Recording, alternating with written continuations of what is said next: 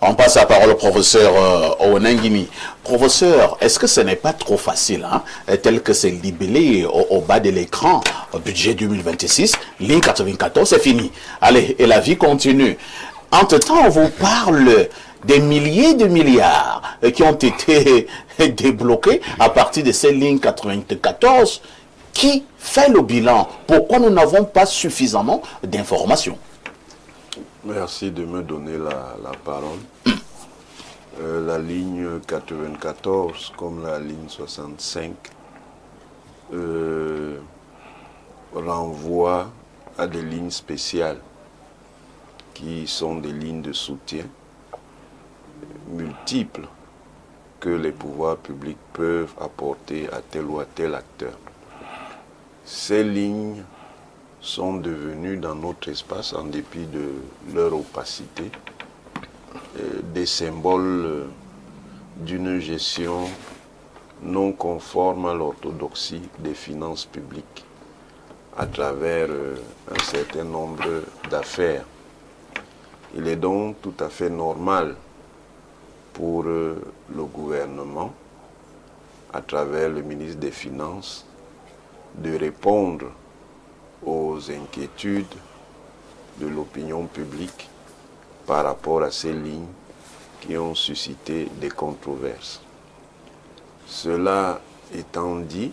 Attendez, nous n'allons pas passer comme ça. Vous dites que le ministre des Finances a répondu à l'opinion par rapport à ces lignes qui a soulevé beaucoup de controverses. Oui. Alors, il dit simplement que c'est fini. C'est pour ça qu'il fallait me laisser continuer. Ah, d'accord. Quand je dis cela étant dit, d'accord, dans mon processus, je suis déjà passé à une autre phase de raisonnement. Cela étant dit, la démarche appropriée pour montrer qu'on s'inscrit dans une perspective de rationalisation des finances publiques, c'est d'avoir à disposition un audit de tout ce qui a été fait à travers ces lignes. Ça a d'abord une valeur informationnelle, ça permet de savoir ce qui s'est effectivement passé.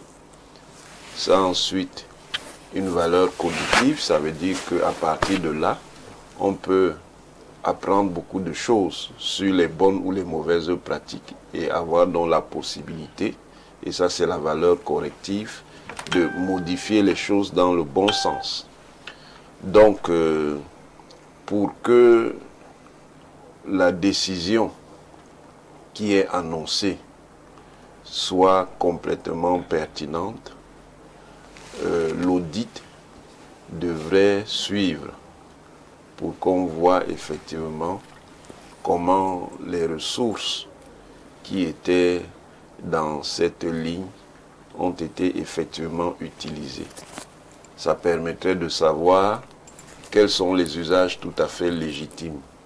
Parce que dans ces lignes, par exemple, ça permettait de soutenir des projets d'entreprise, soit des projets de création d'entreprise, soit des projets de développement d'entreprise. Vous avez vu par exemple l'explosion de ce qu'on appelle les IPES, les instituts privés d'enseignement supérieur. Il y en a au moins certains qui ont pu bénéficier de ces lignes-là pour mettre en place leurs projets.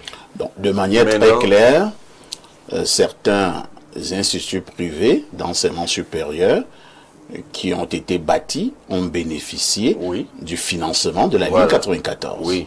De l'argent public. Donc de l'argent public. Oui, il est tout à fait légitime. Alors, il y a Elundu qui posait notre préoccupation. Vraiment, pour ça, excusez-nous, hein, nous voulons comprendre. Nous avons la chance de vous avoir. Alors, c'était quoi? Des dons? Des prêts? Et c'était quoi? L'État peut faire des allocations de ce que vous appelez des dons. Donc, Aïssi peut se lever un beau matin et veut créer un IPES. Oui. Et je fais une demande. Oui. Et on prend de l'argent dans la ligne 94, on me donne et je consomme mon IPES et la vie continue. Oui. Et comment on devait procéder pour en bénéficier? Attendez, il faut savoir que toute la classe économique du Cameroun que vous voyez là a été construite de cette façon. Ah bon? Oui. Dès les années 60, l'État du Cameroun a accordé des ressources à un certain nombre d'opérateurs pour constituer une classe économique devant l'accompagner dans le secteur de l'économie. Vous avez quelques noms? Tout, je dis tous. Fotso, Sowen et tout, tous. Ah bon? Oui. Faut-tu a bénéficié de la ligne 94? Non, pas la ligne 94. Du soutien de l'État. De lignes analogues. Ça ne s'appelait pas ligne 94, mais c'était des lignes analogues, avec d'autres mécanismes comme des monopoles au niveau de l'import-export, facilité pour accéder au crédit bancaire. Ça participe des choix, on pourrait dire, discrétionnaires d'un État. Quand l'État veut, par exemple, créer... Mais professeur, on nous a dit pour le cas Fotio qu'il a vendu des arachides et il est devenu une grande personnalité sur le plan économique. Bon, en ce cas, tous les vendeurs d'arachides peuvent sont espérer devenus multimilliardaires. Non, dans tous les pays du monde, les États stimulent la vie économique en aidant à la constitution de classes entrepreneuriales. Très bien. Le problème, c'est la transparence. Le problème donc maintenant, Oui, terminons, professeur. c'est, comme dit M. Lundu, c'est la transparence. Et puis deux, c'est l'évaluation. C'est-à-dire, une fois que vous avez fait ces allocations, vous essayez de voir comment ceux qui en ont bénéficié ont effectivement utilisé les ressources. C'est pour ça qu'un audit est la démarche qui va donc consolider la décision qui a été prise par le ministre des Finances et qui participe, au moins en apparence, d'une rationalisation des finances publiques. Ça ne peut effectivement l'être que si derrière il y a un audit qui permet donc de corriger tout ce qui n'a pas fonctionné dans l'utilisation de cette ligne. Merci. Elie Bilobe, je vous pose une question. Depuis combien de temps êtes-vous au courant de cette ligne 94 au Cameroun? Vous savez, comme je m'intéresse à la politique depuis mon jeune âge, je sais que cette ligne existe, et d'autres d'ailleurs. Oui. Il y a plusieurs déclinaisons de ce type de levier dont l'État, depuis le président Ahidjo jusqu'à maintenant, s'était doté pour faire des choses que l'acteur politique, le chef de l'État, le système juge indispensables, mais qui peuvent être difficiles à faire accepter. Elie Bilobe, j'ai une autre préoccupation, parce que quand nous parlons ici, nous parlons pour ces Camerounais qui nous regardent à Mulundu, qui nous regardent du côté de Kadimatari dans l'extrême nord, qui nous regardent à Djoum et que sais-je encore. Quels étaient les critères pour pouvoir en bénéficier? Ça, toujours. Puisque j'ai eu une liste à un moment donné, Elie Bilobe, dans mes recherches comme Soulé, où je suis tombé vous faites aussi sur... des recherches? Oui, je suis tombé Et sur... vous pensez que je dois avoir les mêmes résolutions comme les vôtres? Pourquoi vous voulez absolument atomiser le débat? Soulé, calmez-vous. On va avoir un avis contraire au vôtre. Calmez-vous, Soulé. Je disais donc dans mes... Non, mais je ne peux pas ici. Sur Oh là là. Non. Il ne peut pas m'empêcher d'avoir des recherches. Alors qu'il les a, parce que lui, il attend qu'on dise seulement qu'on a volé, on a braqué la fortune. Respectez ce plateau. Respectez-moi aussi, quand vous m'invitez. Oh, Soulé, calmez-vous. Oui. Vous n'allez pas créer ça ce dimanche. Non. Je ne vais pas vous modérez, mais vous me respectez quand vous m'invitez. Elie Bilobe, moi je suis pour des Vous ne voulez pas que... Non, je ne fais pas le débat selon votre dictée. Soulé Onoyolo. Ou alors votre volonté. Soulé Onoyolo. Cette émission est une émission de pédagogie. Soulé. Je crois que tu as Soulé. Je ne vais pas vous aider à créer votre base. Rassurez-vous. Vous n'allez pas m'entraîner sur ce terrain. Alors, Abel Elie Bilobe, je suis en train de faire comprendre que comment est-ce que tous les Camerounais pouvaient en bénéficier? D'abord, est-ce qu'on communiquait sur ces lignes-là? Non. Et pourquoi? Parce que l'acteur politique a besoin d'avoir des pouvoirs Opaque.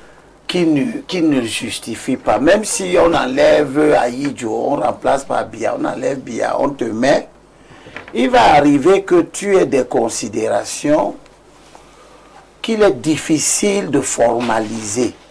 Par exemple, tu peux décider de promouvoir la communauté des pygmées pour qu'il y ait aussi des pygmées hommes d'affaires, par exemple. Parce que c'est une communauté défavorisée par dans la marche de notre histoire, elle s'est retrouvée défavorisée.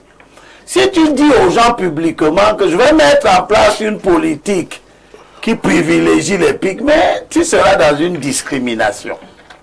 Et les gens sortiront de partout pour t'expliquer que cette politique discriminatoire ne se justifie pas. Bien sûr que, par exemple, en Afrique du Sud, on est parvenu à théoriser la discrimination en disant qu'elle peut être positive à l'endroit des Noirs par rapport aux Blancs. Ça a été accepté parce que les Noirs sont les plus nombreux. Et vous ne croyez pas que les Blancs aient accepté la discrimination dite positive en Afrique du Sud. Vous donc, l'homme politique, vous allez avoir besoin de certaines ressources que vous allez affecter de façon discrétionnaire à la communauté des Pygmées pour la soutenir.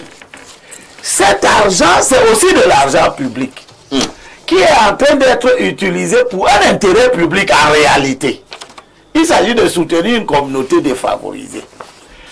Mais il faut savoir le faire pour que ça ne devienne pas une distribution informelle et exagérée des privilèges. C'est malheureusement dans ça que nous sommes tombés. Maintenant, le bruit que ça a fait, ça a indigné la communauté nationale et je pense que le ministre et le régime du président veulent essayer de réparer un peu ça. Soulé vient de faire un exercice qui lui est très difficile parce que il joue à défendre un peu quelque chose qui apparemment est indéfendable. Mais c'est défendable. C'est défendable. C'est finalement quoi alors?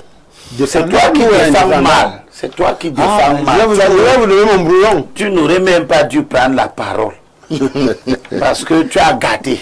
Tu as gâté pour expliquer quelque chose que quand des hommes de pouvoir s'expriment, ils comprennent que ça puisse exister. Vous savez, parfois... Dès que cela a eu la note à quelques minutes de l'émission. Oui, oui. Parfois ici, si vous êtes un sous-préfet, par exemple, vous croyez que on prévoit pas et ne dites pas que on prévoit et quand je vais vous répondre, vous avez dit que je garde l'émission. Et il dit, vous n'êtes pas plus intelligent que moi. Je vous le rappelle. Donc ne me dites plus jamais ça. Tu es en train de gâter l'émission. Tu m'as dit ici il y a 2 semaines que j'étais décousu. Mais tu es désarticulé, non? Voilà. Tu peux arranger ce que j'ai fait. Laissons aller.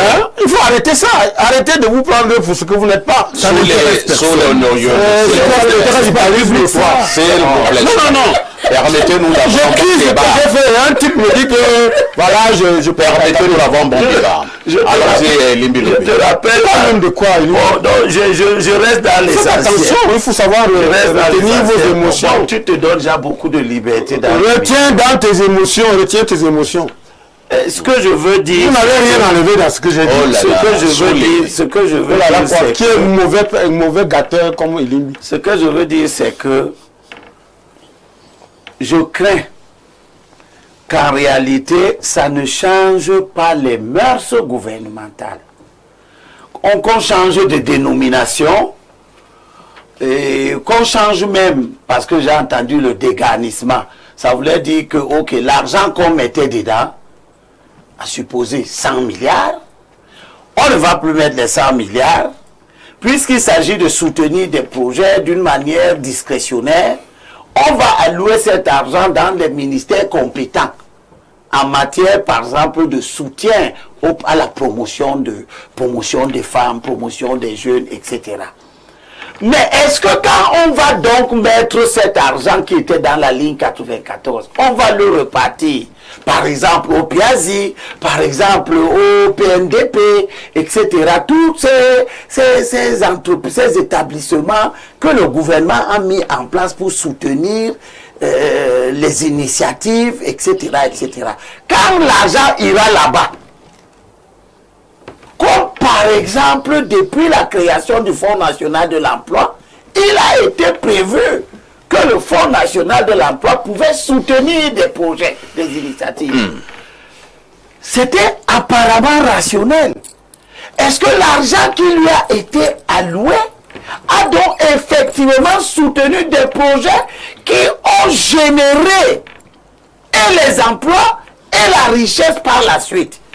C'est là où le questionnement de Lundu et même de Sévérin devient pertinent.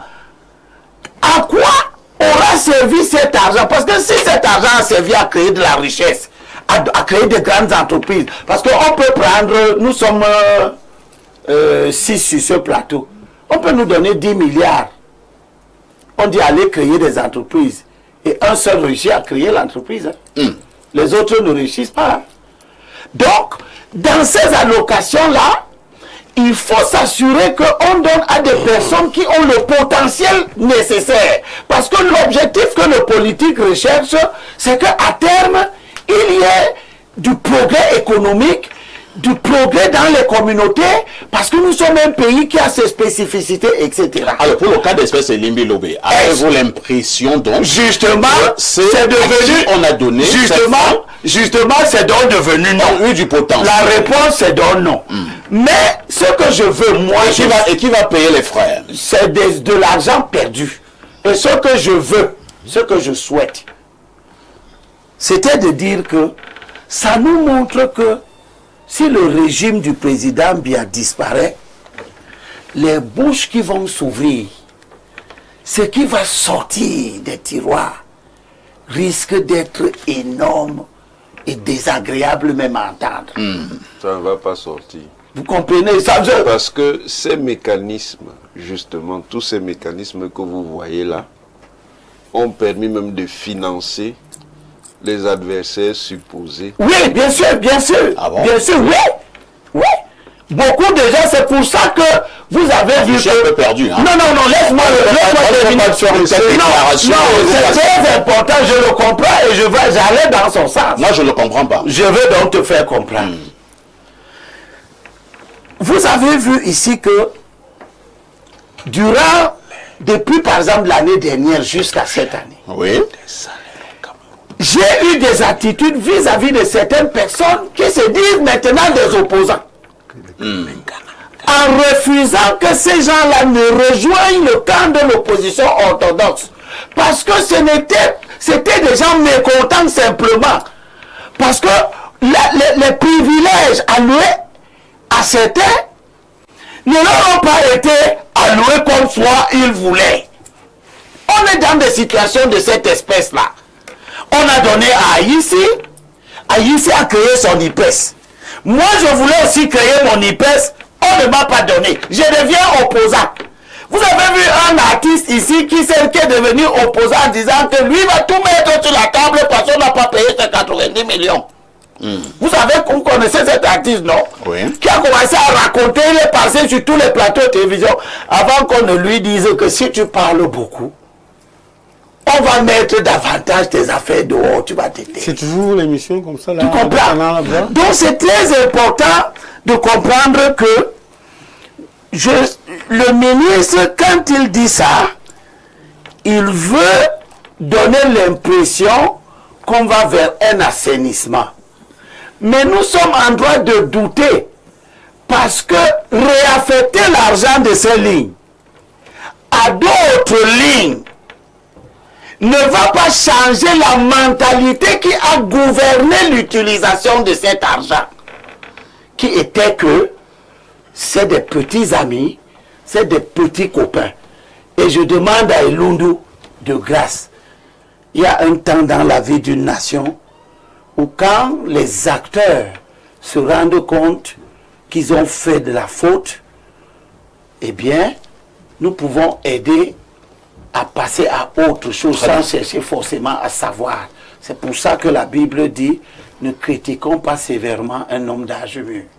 Le président est devenu un homme d'âge mûr. Oublions certaines de ces choses. Parce que si on veut regarder tout ça, eh bien, on aura froid aux yeux. Tous ces hommes d'affaires, comme on a dit là, sont le produit. C'est pour ça que vous connaissez un homme d'affaires qui est dans l'opposition. Je sais pas. Il n'y en a pas. Tous ceux qui sont des hommes d'affaires Souvent on nous dit qu'on vient ici écouter ont été dans le régime. Quand ils parlent comme ça, tu les dis. Le régime qui les a fabriqués. Moi, je comprends C'est pas. pour ça que quand ils jouent à certains doubles jeux, ils deviennent dangereux pour eux-mêmes et dangereux pour le régime. Merci Elimbi Lobé.